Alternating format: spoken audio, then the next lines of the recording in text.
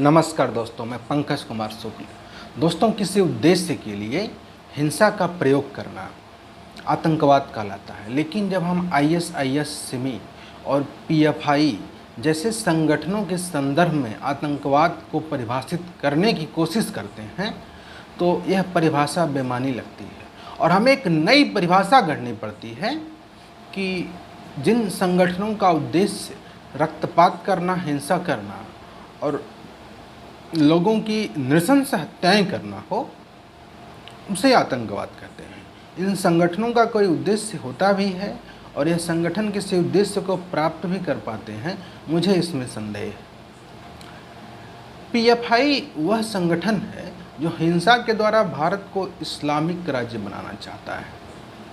अतीत में यह संगठन सीए प्रदर्शन में चाहे हिंसा रही हो, चाहे कानपुर हिंसा रही हो, हर जगह जब हिंसा की पृष्ठभूमि तलाशी गई, जब मामले की जांच की गई तो पीएफआई के कैडर का नाम आया।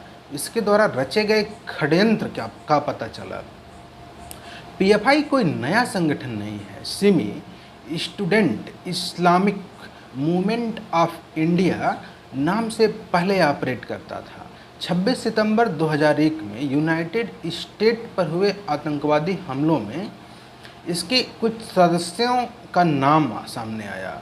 उसके बाद भारत सरकार ने 2001 में ही सिमी पर प्रतिबंध लगा दिया था। इसे यूएपीए के तहत बैन कर दिया था। पीएफआई यानी पॉपुलर फ्रंट ऑफ इंडिया, इसके जो अधिकांश सदस्य हैं वह सिमी के पूर्व सदस्य हैं और सिमी पर 2001 में जब प्रतिबंध लगाया गया उसके बाद इसने अपना नाम बदल लिया और पीएफआई के रूप में ऑपरेट करने लगा। और अब 2022 में जब इस पर पुनः प्रतिबंध लगाया जा रहा है तो यह सवाल उठ रहे हैं कि क्या हम इन प्रतिबंधों से इस संगठन को रोक पा रहे हैं।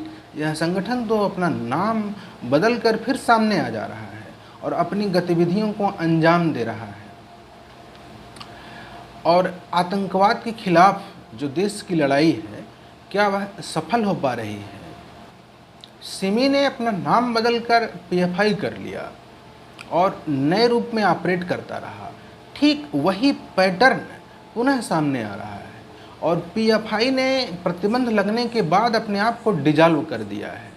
ऐसा प्रतीत होता है कि इसके संगठन जब भी जमानत पर बाहर आएंगे तो वह एक नया संगठन पुनः तैयार करेंगे और पुनः आतंकवादी गतिविधियों, चरमपंथी गतिविधियों को अंजाम देंगे। सिमी पर मुंबई बम धमाकों, दिल्ली में सीरियल किलिंग्स, मालेगांव बम धमाकों जैसे आतंकवाद के गंभीर आरोप लग चुके हैं। अब पीएफआई यूएपीए के तहत प्रतिबंधित 42 संगठनों की सूची में शामिल हो गया है।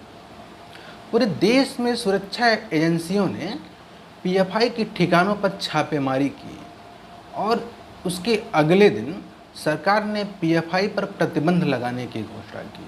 सरकार को खुफिया इनपुट्स बहुत पहले से ही मिल रहे थे, लेकिन सूत्रों के हवाले से ऐसी खबरें आ रही हैं कि पीएफआई किसी बड़ी घटना को अंजाम देने वाला था। सरकार की तरफ से कहा गया है कि यह संगठन गैर कानूनी गतिविधियों में लिप्त था। पीएफआई और इसके संबद्ध संगठन आईएसआईएस जैसे आतंकी समूहों से जुड़े हुए थे। पीएफआई देश विरोधी भावनाओं को भड़का रहा था और समाज के एक विशेष तबके को रेडिकलाइज्ड करने की कोशिश कर रहा था। यह संगठन देश की सुरक्षा के लिए खतरा बन गया था। इस बैन से पीएफआई की पॉलिटिकल विंग है, जो पीएफआई की राजनीतिक शाखा है, एचडीपीआई, उसे मुक्त रखा गया है और एचडीपीआई पर प्रतिबंध नहीं लगाया गया है। वैसे पीएफआई का जो स्टूडेंट विंग है उसने एक ट्वीट करके कहा है कि वह सरकार के इस फैसले को कोर्ट में चुनौती देगा। लेकिन पीएफआई के खिलाफ सरकार के पास जिस प्रकार के सबूत हैं और पीएफआई जैसी गतिविधियों में लिप्त रहा है और इस संगठन के खिलाफ जिस प्रकार नेशनल मीडिया में रिपोर्टिंग हुई है, उसे देखते हुए नहीं लगता है कि इस संगठन को न्यायालय से कोई राहत या किसी भी फोरम से कोई राहत मिल पाएगी।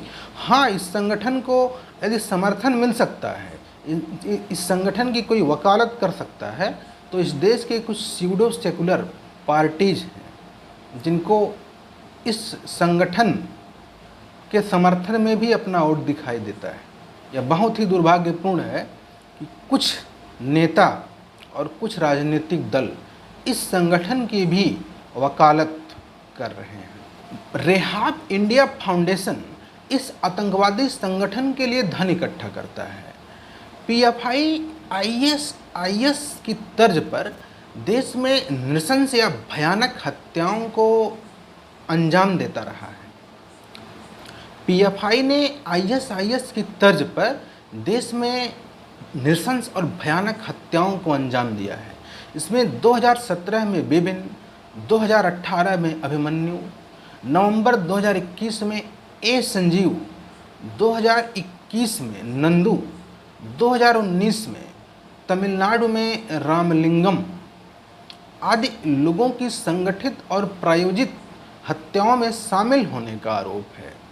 केरल में एक पादरी की इस संगठन के कार्यकर्ताओं ने इसलिए हथेली काट दी थी सार्वजनिक रूप से कि उसने इस निंदा की थी और पैगंबर के विरुद्ध कुछ आपत्तिजनक कमेंट्स कर दिए थे। पीएफआई और उससे एफिलिएटेड सभी संगठनों के कार्यालयों को सील कर दिया गया है। उनके कार्यकर्ताओं द्वारा किसी भी प्रकार की मीटिंग बुलाए जाने पर रोक लगा दी गई है। उनके द्वारा किसी भी पब्लिक गैदरिंग पर प्रतिबंध रहेगा और वे किसी भी स्रोत से न तो धन इकट्ठा कर पाएंगे और जो धन उनके अकाउंट्स में थे उसको फ्रीज कर दिया गया है। नमस्कार दोस्तों, इस प्रकार के वीडियोज़ देखने के लिए मेरे चैनल को लाइक और सब्सक्राइब कीजिए।